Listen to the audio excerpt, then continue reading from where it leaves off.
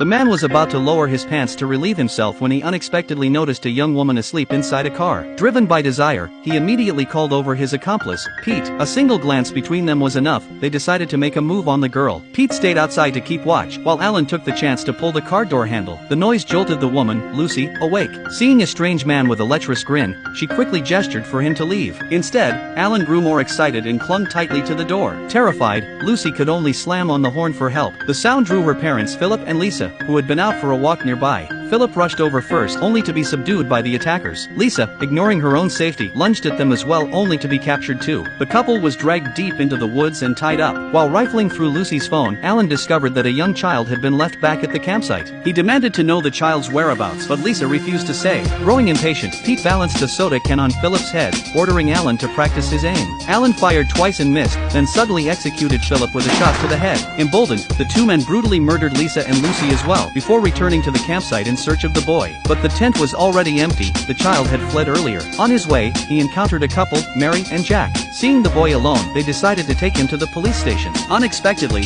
they ran into Alan in disguise. Alan claimed the boy's parents had been attacked by a wild animal in the forest and asked Jack to help him search. Jack believed the lie, leaving Mary and the child behind while he followed Alan into the woods. Alan intended to kill Jack, but to his shock, he found Lisa still alive despite her earlier gunshot wound. He quickly finished her off, then took Jack hostage, planning to use him against Mary. Gunshots soon echoed through the forest. Realizing something was wrong, Pete grabbed his shotgun to provide backup. Mary, in a panic, jumped into a car to escape, but Pete smashed the window with his rifle butt. In desperation, Mary slashed his arm with a fruit knife, then snatched up the child and fled. Furious and humiliated, Pete unleashed his hunting dogs, but the animals became distracted by a wild boar and ran off. Enraged, Pete pressed on alone. Before long, another shot rang out. Alan had accidentally killed his own partner in the chaos. In despair, Alan hurled the boy to the ground and strung Mary up in a tree to torment her, hoping to lure Jack out. Jack knew he couldn't win in a direct fight, so he slipped away, reached a car, and sped to the police station. Sensing danger, Alan dragged Mary into a vehicle and gave chase. At the critical moment, Mary fought back, wrenching the steering wheel and sending the car crashing into a tree.